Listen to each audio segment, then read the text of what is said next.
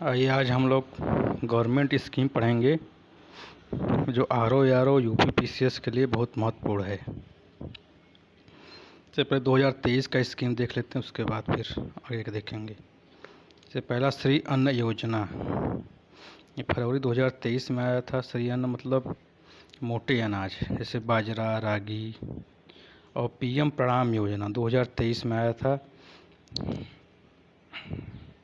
इसका उद्देश्य है रासायनिक उर्वरकों का उपयोग कम करना ताकि पृथ्वी का उर्वरा शक्ति बना रहे। और PM विश्वकर्मा कौशल सम्मान योजना 2023 में आया था। फिर प्रधानमंत्री PBTG विकास मिशन 2023 में। अमृत धरोहर योजना 2023 में। अमृत धरोहर योजना का उद्देश्य था आर्द्र भूमियों का इष्टतम उपयोग। फिर सिकल सेल एनीमिया उन्मूलन मिशन फरवरी 2023 में आया था। फिर पर्यटन देखो अपना देश, फिर फरवरी 2023 में। फिर रैम्प का फुल फॉर्म में raising and accelerating MSME performance, मतलब ये MSME ग्रोथ के लिए है। ये 2022 में आया था। PM डिवाइन स्कीम 2022 में। PM डिवाइन का उद्देश्य है पूर्वोत्तर में विकास गति को बढ़ाना, मतलब नॉर्थ ईस्ट की जो स्टेट हैं उनमें डेवलपमेंट करना।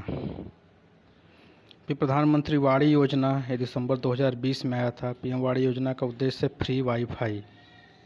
अब गरीब कल्याण रोजगार अभियान जून 2020 में आया था। यह अभियान कोरोना काल में आया था। फिर प्रधानमंत्री स्वनिधि योजना 2020 में आया था। ये भी कोरोना काल में आया था। इसका उद्देश्य है छोटे छोटे दुकानदारों को ऋण देना। One nation one ration card 2020 में आया था। इसका उद्देश्य था कि अपने राशन कार्ड से कहीं भी देश के किसी कोने से राशन आप प्राप्त कर सकते हैं। निर्विक योजना 2019 में आया था। इसका उद्देश्य था निर्यातकों के लिए, जो एक्सपोर्टर हैं उनके लिए। फिर जल जीवन मिशन 2019 में आया था। इसका उद्देश्य है टैप वाटर प्रोवाइड कराना हर लोगों को। फिर प्रधानमंत्री श्रम योगी मानधन योजना 2019 में आया था। फिर प्रधानमंत्री किसान सम्मान निधि 2019 में आया था। ये सालाना 6,000 रुपये किसानों को दिया जाता है। फिर प्रधानमंत्री कुसुम योजना 2019 में।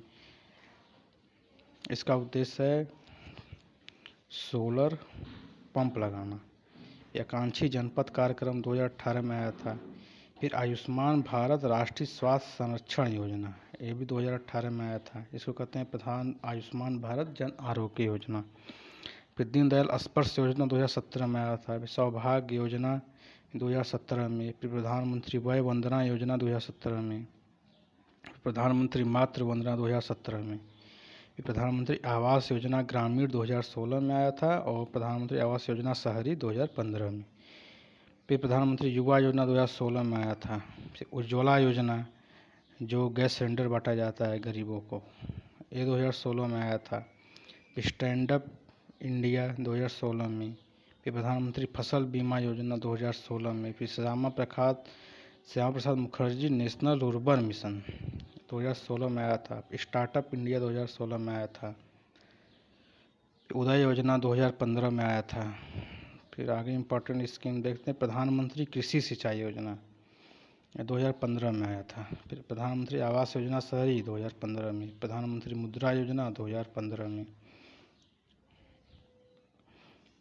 मुद्रा योजना का उद्देश्य था गरीबों को ऋण प्रदान करना। फिर मृदा स्वास्थ्य कार्ड योजना 2015 में।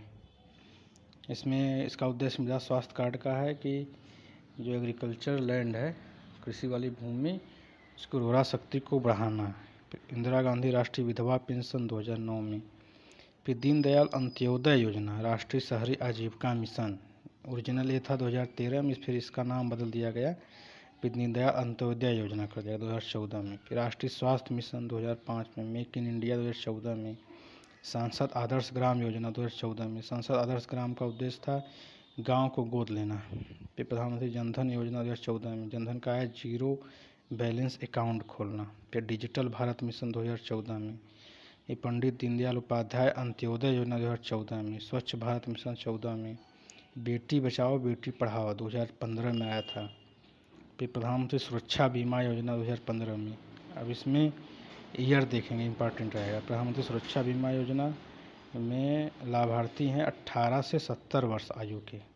फिर प्रधानमंत्री जीवन ज्योति में 18 से 50 वर्ष। अटल पेंशन योजना में 18 से 40 वर्ष। 2015 में सब स्कीम आई थी। फिर स्मार्ट सिटी मिशन 2015 में आया था। प्रधानमंत्री कौशल विकास योजना